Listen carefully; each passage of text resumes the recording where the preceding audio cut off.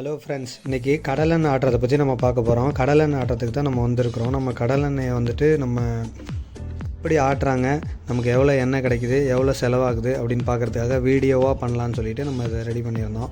அதில் வந்துட்டு ஃபஸ்ட்டு வந்துட்டு நம்ம ஒரு 50 கிலோ நிலக்கடலை வாங்கி அதை உடச்சா நமக்கு எவ்வளோ பருப்பு வந்துச்சுனாக்கா 33 கிலோ பருப்பு வந்துச்சு.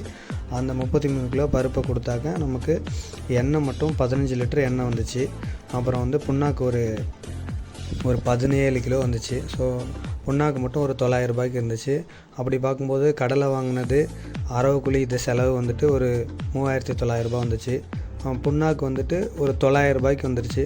பேலன்ஸ் நமக்கு 3000 தான். அப்படிங்கிறப்ப நமக்கு 3000 ரூபாயிலேயே நமக்கு வந்துட்டு இந்த 15 லிட்டர் எண்ணெய் கிடச்சிருச்சு. அதனால் நமக்கு வந்துட்டு லிட்ரு 200 ரூபா கணக்குக்கு தான் நமக்கு கடலை எண்ணெய் கிடச்சிருக்கு.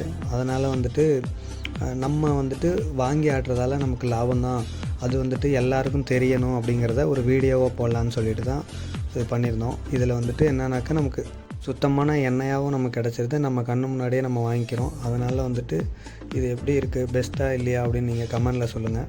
அதே போல் நீங்கள் என்ன ரேட்டுக்கு கடலை எண்ணெய் வாங்குறீங்க அப்படின்னு சொல்லுங்கள். நமக்கு ஆன செலவு எல்லாம் பார்க்கும்போது ஒரு லிட்ரு 200 ரூபா தான் செலவாயிருக்கு. அப்படிங்கிறதால நீங்கள் வாங்கும்போது என்ன செலவாகுது, என்ன ரேட்டுக்கு நீங்கள் வாங்கியிருக்கீங்க அப்படின்னு சொல்லுங்கள். அதே மாதிரி அரைக்கும்போது கொஞ்சம் அதிக டைம் எடுத்துச்சு.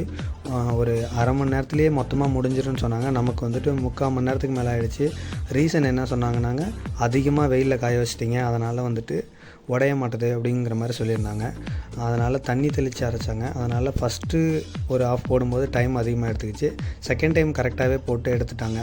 ஸோ எண்ணெய் முடிஞ்ச வரைக்கும் ஃபுல்லாக சுத்தமாக எடுத்துட்டாங்க. புண்ணாக்கு நல்லா ட்ரையாக தான் இருந்துச்சு. கடையில் வாங்குகிற சன்ஃப்ளவர் ஆயில், ரீஃபைண்ட் ஆயிலெல்லாம் கம்பேர் பண்ணும்போது இது நமக்கு பெஸ்ட்டு தான்.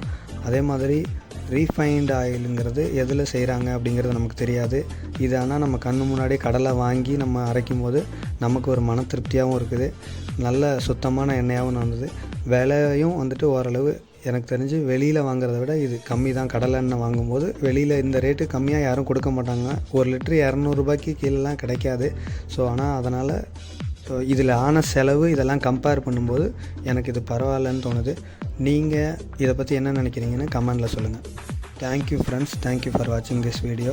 நீங்கள் ஃபுல்லாக இதை பாருங்கள், இதை எப்படி அரைக்கிறாங்க அப்படிங்கிறத பார்த்துட்டு நீங்கள் கமெண்டில் சொல்லுங்கள்.